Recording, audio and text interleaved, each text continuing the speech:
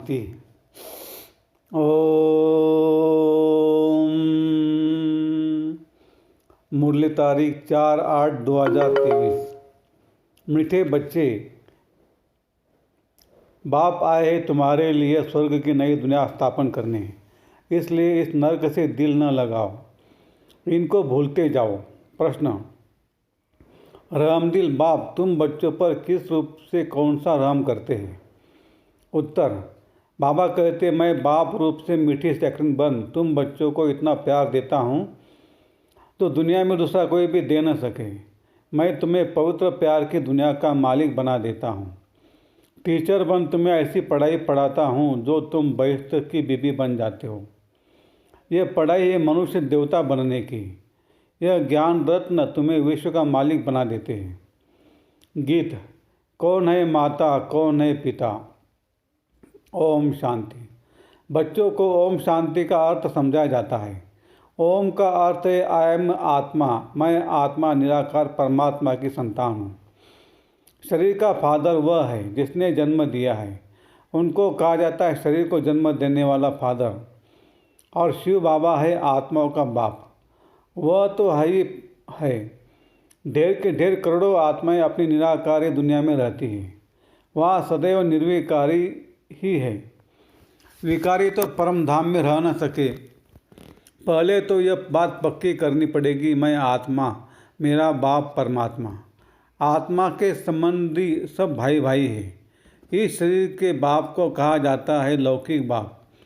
आत्मा के बाप को कहा जाता है पारलौकिक बाप, जो सभी का एक ही है। पुकारते भी है ओ गॉड फादर, ओ पतित पावन रहमदिल। ये आत्मा ने पुकारा बाप को। आत्मा इस शरीर के साथ दुखी है। फिर सत्युग में आत्मा को शरीर के साथ सुख है, इसलिए उसका नाम ही है सुखधाम, स्वर्ग। यह नर्क। गाया भी जाता है ना, दुख में सिमरन सब करे। याद करते पतित पावन को, समझते पतित पावन बाप ऊपर परम धाम में रहता है। गंगा को पतित पावनी नहीं कहेंगे। गंगा को तो इन आँखों से देखा जाता है। निराकार बाप को अथवा आत्मा को नहीं देखा जा सकता। परम पिता परमात्मा प्राणदाता जो दिव्य चक्षु विधाता है, उनको कहा था ओ गॉड फादर क्रिएटर। अच्छा, फिर मदर कहाँ से आई? मदर बिगर बाप सृष्टि की रचना कैसे रचे? मदर तो जरूर चाहिए ना। गॉड फादर मनुष्य सृष्टि का रचयिता, वह है सबका बाप। फादर है तो मदर भी जरूर होगी। बाप आकर समझाते मैं हूँ ही निराकार। मैं जब आऊँ शादी करूँ तब बच्चे होंगे, परंतु शादी तो करनी नहीं है। बच्चे पैदा करने हैं शादी बिगर। बच्चों को मैं एडॉप्ट करता हूँ। समझो कोई को श्री नहीं है, चाहते हैं कि अपनी मिल्कियत किसको देकर जाऊँ। फिर धर्म के बच्चे बनाते हैं। एडॉप्ट करते तो माँ बाप दोनों ठहरे ना। तो बेहद का बाप कहते हैं कि मैं भी फादर हूँ, मैं कैसे रचूँ? समझ की बात है ना। बाप खुद आकर समझाते मुझे शरीर तो चाहिए ना, तो इनका आधार लेता हूँ। तुम कहते हो हम ईश्वर के संतान हैं। ईश्वर के संतान तो सब है, परंतु इस समय बाप सम्मुख आया हुआ है। तुम बच्चों को गोद में लेते हैं। तुम समझते हो हम बाबा के बच्चे बने हैं। बाप है स्वर्ग का रचयिता। स्वर्ग का मालिक बनाने के लिए राजो सिखलाते हैं। खुद बैठ बतलाते हैं मैं निराकार गॉड फादर हूँ। निराकार को मनुष्य सृष्टि का रचयिता कैसे कह सकते? तो बच्चों को अडॉप्ट कर उन लोगों को ही बैठ समझाते हैं कि मैं शिव निराकार हूँ। तुम भी निराकार आत्माएं हो। तुम गर्भ जल में आते हो, मैं गर्भ जल में नहीं आता हूँ। तुम्हारे लिए है आधा कल्प गर्भ महल, आधा कल्प है गर्भ जेल, क्योंकि आधा कल्प माया रावण पाप कराती है। सत्युग में माया होती नहीं है जो पति दुखी बनाए। मैं 21 जन्मों के लिए तुमको स्वर्ग का वर्षा देता हूँ। नई दुनिया स्वर्ग को कहा जाता है। मकान भी पुराना होता है तो पुराने को छोड़ नए में जाते हैं। यह भी पुरानी दुनिया है ना। वह है नई दुनिया, गोल्डन एज, पावन दुनिया। तो बाप कहते लाडले बच्चे मैं तुम्हारे लिए स्वर्ग स्थापन कर रहा हूँ। तुम फिर नर्क से दिल क्यों लगाते हो? अब नर्क को भूल जाओ, मुझ बाप और स्वर्ग को याद करो। पुरानी दुनिया को भूलते जाओ। यह है बेहद का संन्यास। पुरानी देह सहित जो कुछ भी देखते हो उनका भी ममत्व छोड़ो। समझो हम सब कुछ ईश्वर को देते हैं। यह शरीर, धन, दौलत, बच्चे आदि सब खत्म हो जाने वाली है। यह वही महाभारत लड़ाई है जिसके द्वारा मुक्ति उन्मुक्ति के गेट्स खुलने हैं। हरि का द्वार कहते हैं ना, हरि कहा जाता है श्री कृष्ण को। उनका द्वार है वैकुंठ। वैकुंठ के गेट बाप आकर खोलते हैं। वहाँ कोई पतित जा नहीं सकता, इसलिए पतित से पावन बनाते हैं। दुख से लिबरेट करते हैं और कोई लिबरेट कर न सके। दुख हरता सुख करता बाप ही है। बाप कहते मैं तुमको राजयोग सिखाता हूँ, सदा के लिए सुख देने आया हूँ। मैं तुम्हारे लिए वैकुंठ हथेली पर लाया हूँ। तुम राजयोग सीखकर मनुष्य देवता बनते हो। बुद्धि भी कहती है कि बड़वर समझ की बातें हैं। समझो यह पुरानी दुनिया है, फिर यह नई बनेगी। सर्वशक्तिवान एक ही बाप है जो अपनी शक्ति से स्वर्ग का मालिक बनाते हैं। चाहते भी है एक राज्य हो, ऑलमाइटी अथॉरिटी राज्य हो।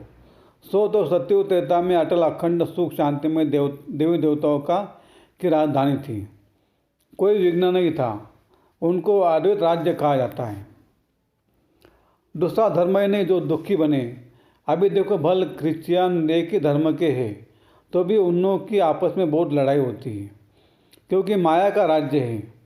सत्य में माया होती नहीं है।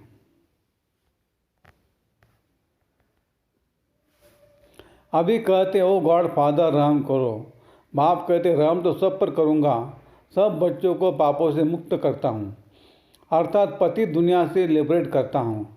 तुम सब आत्मा को ले जाता हूँ निराकारी दुनिया में। बाकी शरीर तो भस्म हो जाएंगे। नेचुरल कैलेमिटी गाई हुई है। आसार भी देख रहे हो, फैमन पड़ता जरूर है। अब बाप कहते ये चीज़ी दुनिया से ममत्व तोड़ो। बेहद का बाप है शक्रिन।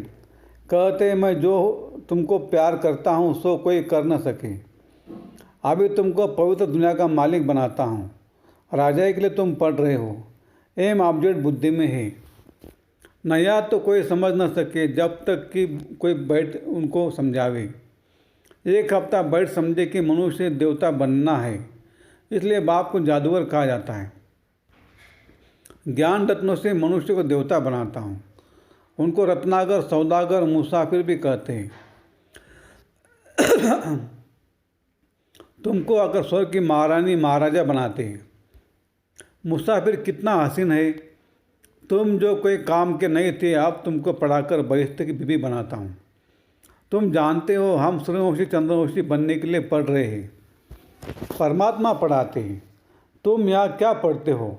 तुम कहेंगे मनुष्य देवता बनने के लिए पढ़ रहे हैं, क्योंकि यह आसुरी गुणों वाली मनुष्य सृष्टि विनाश होने वाली है। कहते भी है मुझ निर्गुण हारे में कोई गुण नहीं। तो वही रहमदिल बाप बैठकर तुमको पढ़ाते हैं। सभी धर्मों वाले एक निराकार बाप को ही परमात्मा मानेंगे। मनुष्य बल गॉड फादर कहते, परंतु जानते नहीं कि वह कौन है, कहाँ आते हैं। अभी तुम जानते हो वो पुरानी दुनिया पतित दुनिया में आते हैं, क्योंकि पावन दुनिया स्थापन करते हैं। पुरानी दुनिया को नई दुनिया बनाते हैं। नई दुनिया में तो सुख ही सुख है। बाबा कहते नई दुनिया स्थापन करने कल्प कल्प मुझे आना ही है।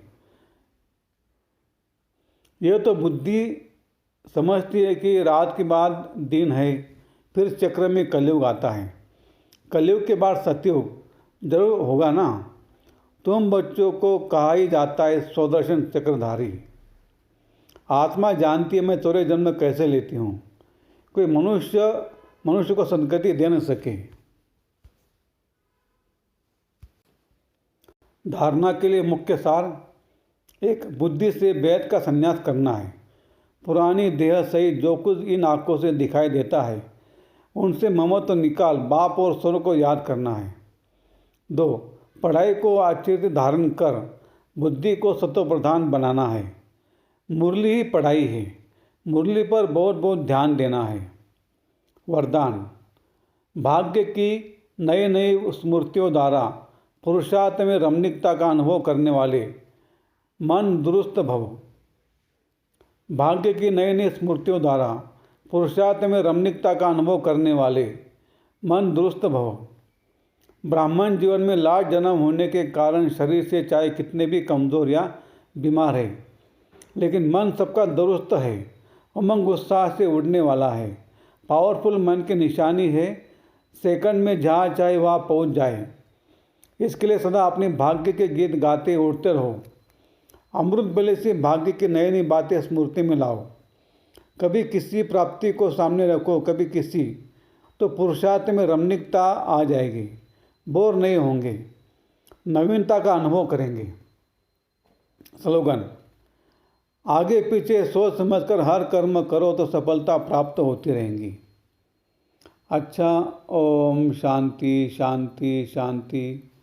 शुक्रिया बाबा, शुक्रिया आपका, लाख लाख शुक्रिया। Thank you, thank you, thank you.